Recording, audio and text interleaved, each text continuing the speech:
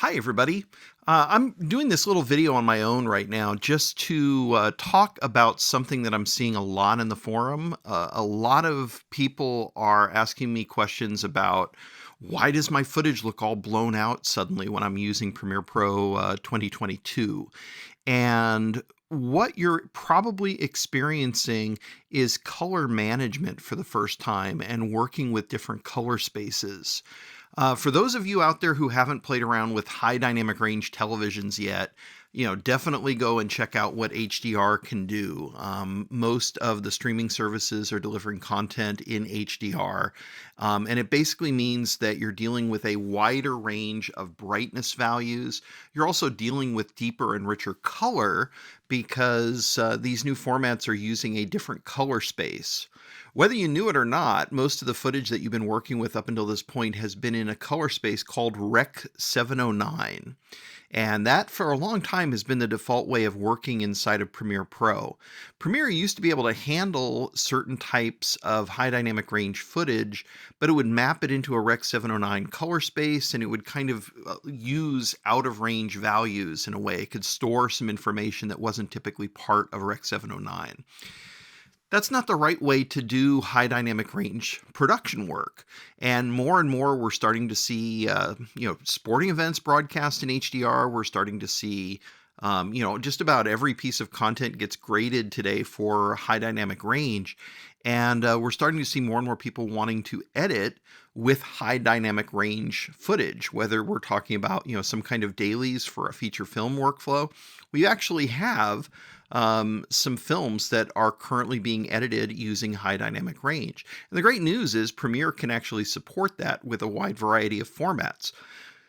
However, if you're still doing Rec 709 production work, there is a possibility that you can bring footage into Premiere and it'll look all blown out because you're trying to view it in a Rec 709 color space.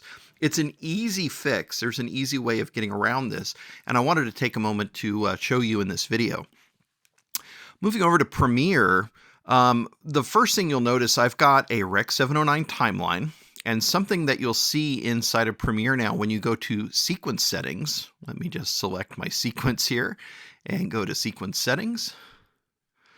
You can see that there is now a working color space option here for your timeline. And if I click on that, I can see that Premiere supports a number of different formats for HDR for different color spaces. So when you're working inside of Premiere, the timeline itself actually makes a difference as to how your footage is going to be viewed. But more importantly, the footage itself actually has a color space. And what is going on is Premiere is automatically reading the color space from your footage, and it's treating that footage as that particular color space. And what this means is, you can be editing away and suddenly drag and drop, some new footage that was shot on a newer camera that was set up in a, something like HLG, and suddenly see, it's way too blown out. The fix for this, this is something that can be applied in batch. It's something that you actually apply in the project panel. So I'm going to reveal this clip in the project. You can see I've got it right here. And I'm just going to let me double click on it here so you can see it in the source monitor.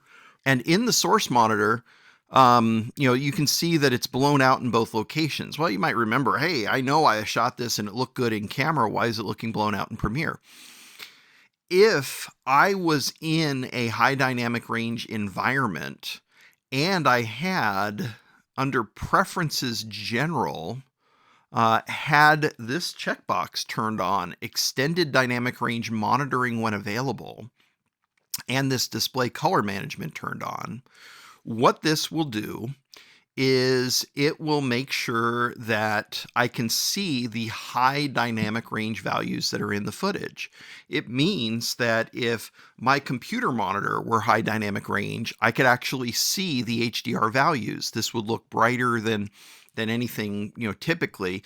And looking at the scopes, you can see here I've got the scope set to HDR mode, and I can see when I've got my source clip selected, I am in the Rec 2100 HLG color space because that's what this particular clip is.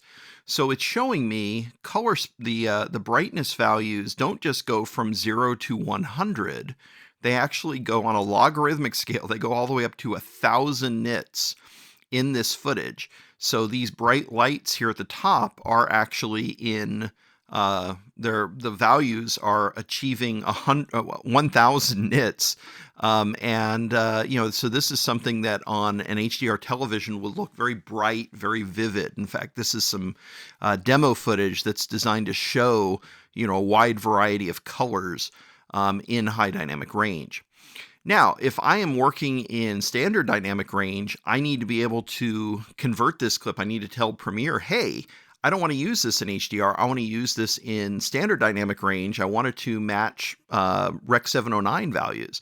And so the key thing to do here is to right click on the clip, go to Modify, Interpret Footage, and new in the Interpret Footage panel, you'll see there are some new color management options down here at the bottom. This is the place where if the footage comes with an embedded LUT, this is where you can actually turn that on and off now. It's no longer part of like a lumetri effect on the clip. But most importantly, you'll see here, use media color space from file. It's currently showing that this footage is Rec 2100 HLG. Premiere is treating it as Rec 2100 HLG because that's what it is. It's not a bug. It's doing what the footage, it's showing you what the footage is. If I need to override that, if I need to tell Premiere, hey, I don't want it to beat Rec 2100, I want it to work in a Rec 709 color space, I simply turn on this little checkbox here, and I change this to Rec 709. And in doing this, you'll see now the footage corresponds to the Rec 709 color space.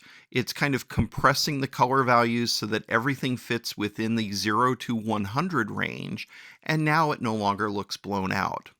Now just know that if you have a bunch of clips that you have to do this to, you can select them as a group and go to Modify, Interpret Footage, and do this for 100 clips or 1,000 clips all in one step.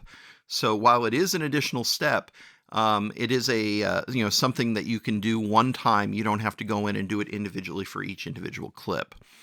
I hope that kind of explains what the situation is. I hope it explains why you're dealing with this. Just know that this isn't going to go away. We have entered this new era where some people are looking to the future and they're doing HDR production work. Other people are still delivering for, flat screens without high dynamic range. They need standard dynamic range content. We can accommodate both in Premiere. You just have to know when you're bringing in high dynamic range content, you have to tell Premiere, I only want to treat this as standard dynamic range. And this is the way you do this, is by bringing the color space, changing it to Rec 709 so that it's back into an SDR color space. Hope this helps. Thank you for watching.